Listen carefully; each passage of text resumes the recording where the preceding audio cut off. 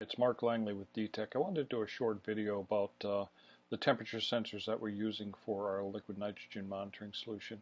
What you're seeing here is a repeated cycle. We have it in a test freezer, and of course not cryogenically cold, but we're testing to see that, to make sure we have a good granular view of what's going on. You can see the regular defrost of this particular freezer, and it looks to be very repetitive. These temperature sensors read into the tenths of a degree.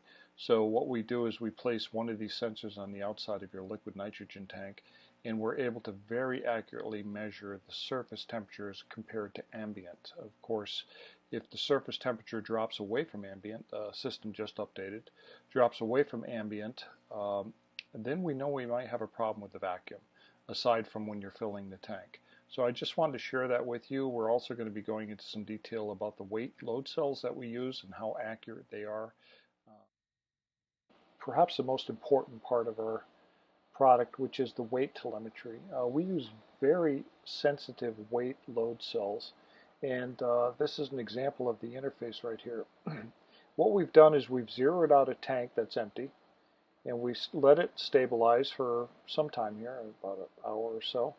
And then we started to drip siphon. Actually, it was at a pretty good pace, water into the tank, and you can see the granular increase. Of course, this would work opposite. If the liquid nitrogen is evaporating, it's going to do the opposite. And then we slowed the drip down here for the last hour and a half or so to give you an idea of just how the telemetry works. Now, we know that a liter of liquid nitrogen, as an example, weighs 0.8 kilograms or 28.36 ounces. And we've taken this data right here, known data of the specific gravity and density of liquid nitrogen, and this runs in the back end of our predictive analytics. And this is constantly monitoring what is going on here at the load cell level. So because we can read in tenths of pounds or kilograms, that means that we have a granular view at 3.57 ounces at the tenth. And if I were to drop this back to the hundredth, let's go back 0.1, we could read 0.3527 ounces granular. That's how accurate our system is. This allows us to utilize our predictive analytics so that your laboratory will be able to set a refill threshold, you'll be able to set a maximum fill threshold, and you'll be able to set a critically low threshold. On top of the outside telemetry of the surface temperature in this alone, you can see how this could be very powerful in monitoring your tank liquid nitrogen consumption, how much you refill your tank, how much it's evaporating over a given period of time. All of our predictive analytics are running in the background.